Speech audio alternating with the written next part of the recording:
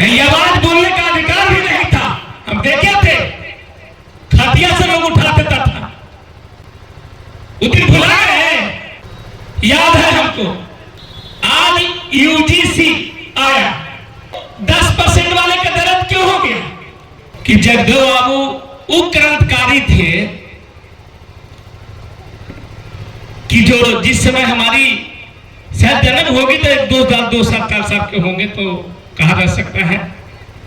उस समय हमारी उनके लिए हम जो भी सुने हैं, आपको किताब से ही सुने हैं, लोगों के मुंह से सुने हैं, और लोग जो बोलते आए हैं कि इस तरह के थे। वैसा नेता आज के डेट में अब जो है से बनाने के लिए आप लोग कितने तत्पर हैं। हम तो सुनते थे जब जगदेव बाबू की हत्या हुई उस समय उनकी बदला क्यों नहीं ली गई। मैं पूछता हूं जो भी उस समय होंगे, आज तो उनका कहानी बचता है या ना बचता है, मारने वाला मरवाने वाला। लेकिन जब उनका परिवार ही बदला नहीं ले सका, कोई भी अगर किसी का बाप का मर्डर होता है तो बेटा उसका बदला लेता है, लेकिन उनका बेटा वो कायर निकला जो यहां पर बोलने का लगता है कि मैं क्या बोलूं। वो बेटा इतना नालायक निकला कि बाप के नाम लेना भी भूल जाता है। मैं कहता हूं कि जगदेव बाबू की जयंती पर ये पूरे उनको पटना में कराना चाहिए था, जगह जगह पर जहां से कि जिला में करवाना चाहिए था। ये काम उनका था चूंकि उनके वो खून थे। लेकिन तमाम जनता हम लोग उनकी अगुवाई होकर जैसे कि इस योजना को करते हैं और उनके जो है से जो गुण है वो हम लोग यहां से रखते हैं, लोगों के बीच में रखते हैं कि ये उनका काम था। मैं कहता हूं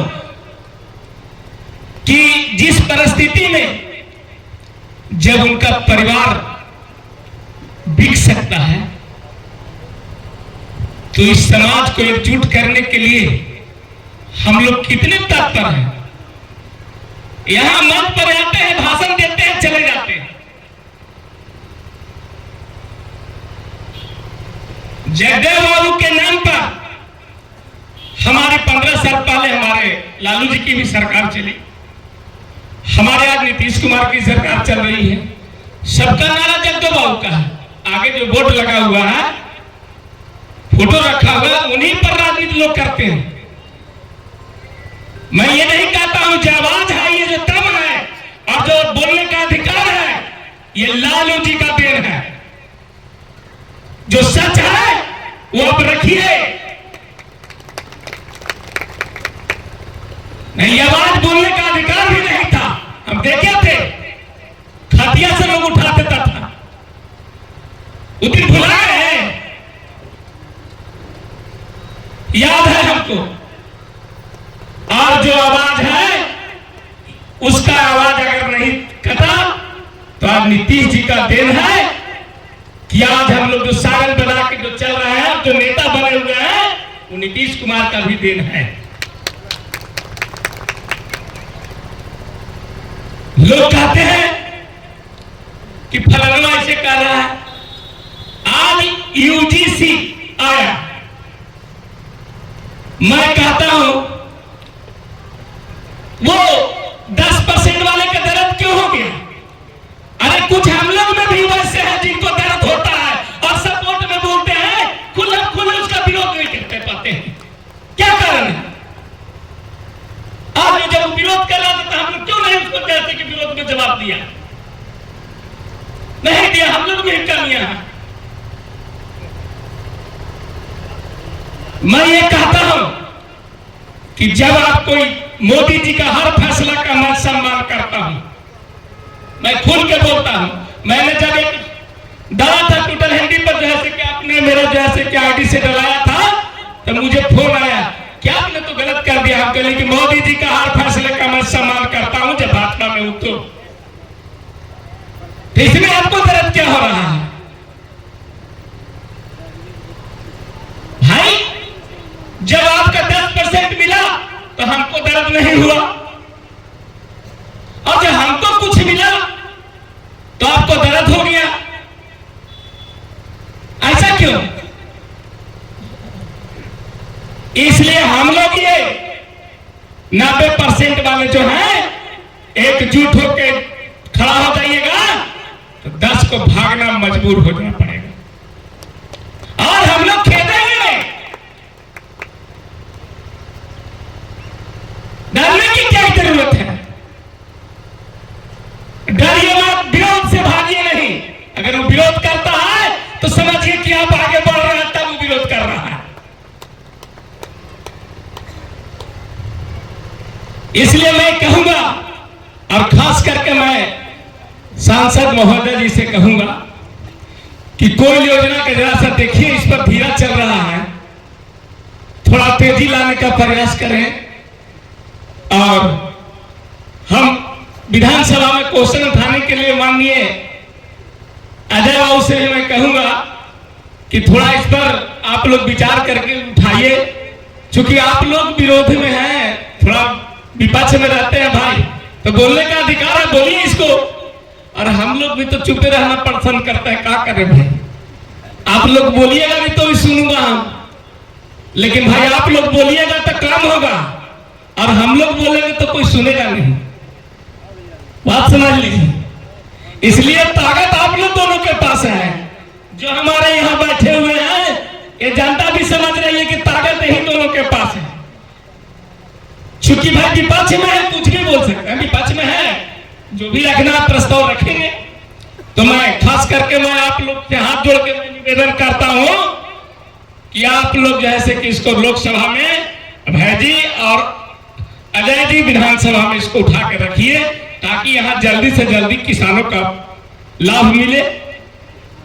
खास करके मैं एक नाम तो नहीं धरूंगा, लेकिन एक यहां बोली अभी थोड़ा देर पहले जो भाषण हो रही थी तब, कि नेता लोग पटना बुलाते हैं। सुने होंगे आप लोग ना? सुने हैं भाई? एक बात याद रखिए, डॉक्टर साहब जब आपके यहां भीड़ होता था तो आपके यहां भी नंबर नहीं मिलता था। आज चले जाए जनरल लोग के 400 नंबर लगता है, मिलता है जी? नहीं ना? तो क्या करते हैं भाई?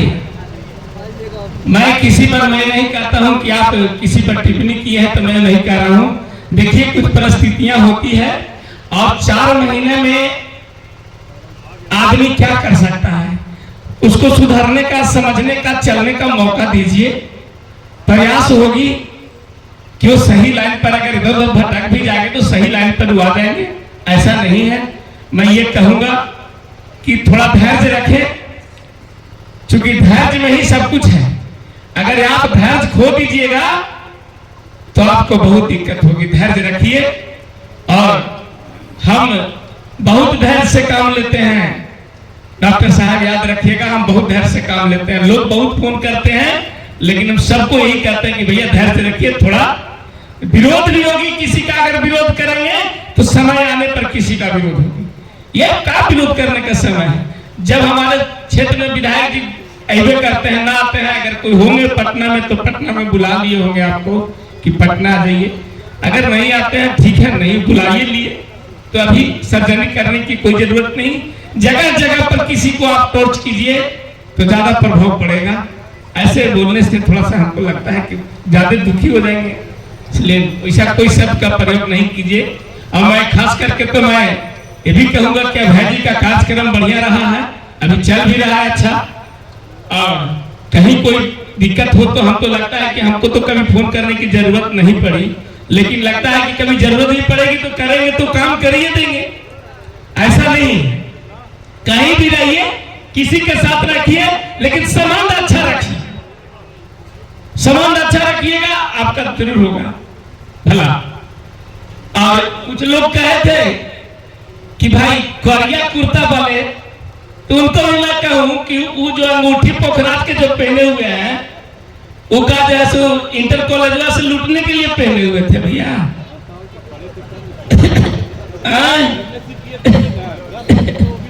इसलिए भैया वो भी बड़ा जैसे गरा गोचर के पहन के आते हैं।